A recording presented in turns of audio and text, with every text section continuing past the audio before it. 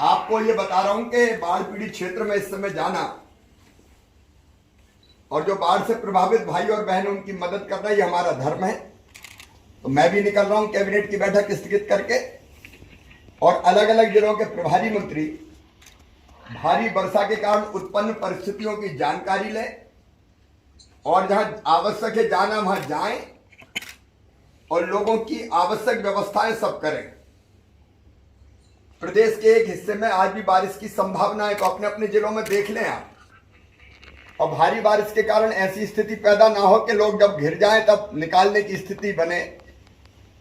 उनको पहले से ऊंचे स्थानों पर राहत शिविरों की व्यवस्था करके ले जाएं और जो घिरे हुए हैं या जहां पानी भरा हुआ है ऐसे जिलों में सभी प्रभारी मंत्री एक बार अभी वर्चुअली जुड़ जाएं और फिर जहां जरूरत हो वहां फिजिकली भी जाके राहत के कामों को देखें।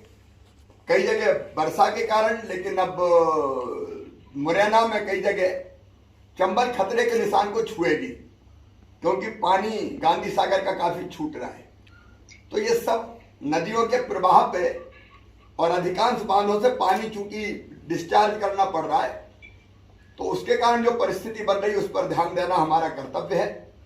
और इसलिए आप अपने अपने प्रभार के जिलों में और स्थानीय जिलों में कहीं स्थिति हो तो वहां भी संपर्क में रहे, जहां जरूरत पड़े जाए और जो नुकसान या क्षति हुई है बाढ़ उतरने के बाद उसका आकलन हम ढंग से करें, चाहे फसलों का नुकसान हो चाहे बाकी संपत्ति का नुकसान हो, और फिर हम राहत देने में भी पूरी गंभीरता से प्रयास करेंगे ताकि जनता को कोई दिक्कत ना हो। इसलिए आज कैबिनेट की बैठक हम स्थगित कर रहे हैं। आप भी वर्षा के कारण उत्पन्न परिस्थितियों को नियंत्रित करने में पूरी ताकत से जुट जाइए, इसलिए आपको वर्चुअली जोड़ा। धन्यवाद। प्रशासन लगातार सक्रिय है। पिछले 24 घंटे में हमने 405 व्यक्तियों को जो गांव में घिरे हुए थे रेस्क्यू करके बाहर निकाला है। लगभग 2300 लोगों को सुरक्षित ऊंचे स्थानों पर पहुंचाया गया है। अकेले विदिशा जिले में ही 18 राहत शिविरों में 1200 लोग रुके हुए हैं और लगातार भोजन और आवश्यक सारी व्यवस्थाएं करने का प्रयास किया जा रहा है। विदिशा में लगातार कई गांवों में रेस्क्यू ऑपरेशन चल रहे हैं। विदिशा और गुना जिले के 25 गांव बाढ़ में घिरे हुए हैं। अभी हमने प्लान किया है कि विदिशा और गुना जिले के 10 गांवों में जो लोग घिरे हुए हैं उनको 2 हेलीकॉप्टर के माध्यम से एयरलिफ्ट किया जाएगा और वहां हेलीकॉप्टर भेजे जा रहे हैं। राजगढ़ जिले में 8 राहत शिविरों में 500 लोगों को ठहराया गया है। काली सिंध, पार्वती, चंबल नदी के जलस्तरों पर भी हम निरंतर नजर रख रहे हैं। एनडीआरएफ की टीमें और एसडीआरएफ की टीमें लगातार रेस्क्यू ऑपरेशन में लगी हुई है। नर्मदापुरम में एनडीआरएफ की 2 टीम, विदिशा में 2, जबलपुर में 1, सीहोर में 1, भोपाल में 1, गुना में 1 और ऐसी एसडीआरएफ की विदिशा में 4, राजगढ़ में 2, गुना में 3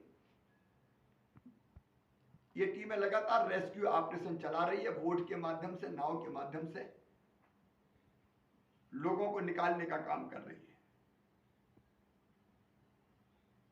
हमने एयरलिफ्टिंग की व्यवस्था के लिए 1 हेलीकॉप्टर रवाना कर दिया, दूसरा हेलीकॉप्टर भी आ रहा और तीसरा भी हमने बुलवाया है। आगरमालवा, रतलाम,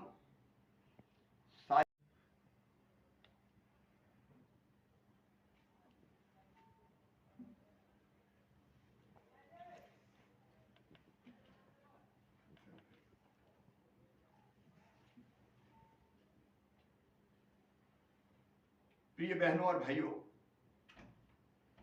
पिछले 48 घंटों में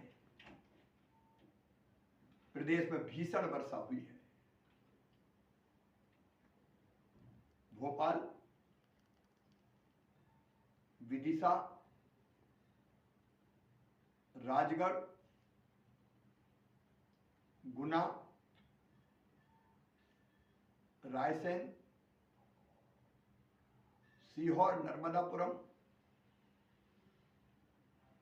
जबलपुर, कुल अगर देखें तो मध्य प्रदेश और पूर्वी मध्य प्रदेश में वर्षा ने पिछले सारे रिकॉर्ड तोड़ दिए। इसके कारण बांध लबालब भरे हैं, कई बांधों के गेट खोलने पड़े हैं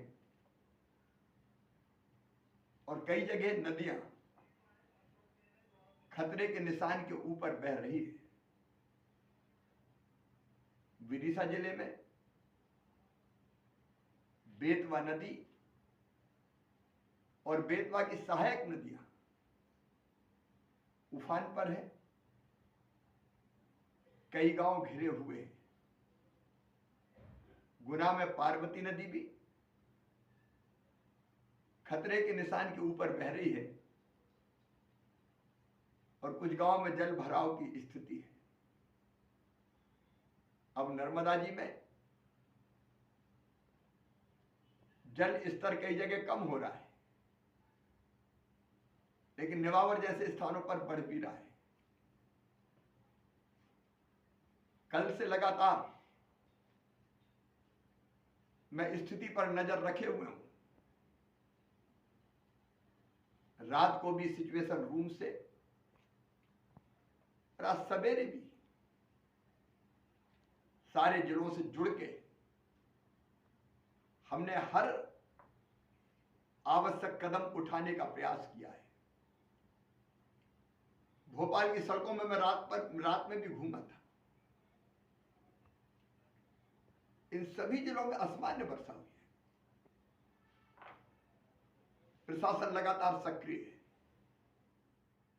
पिछले 24 घंटे में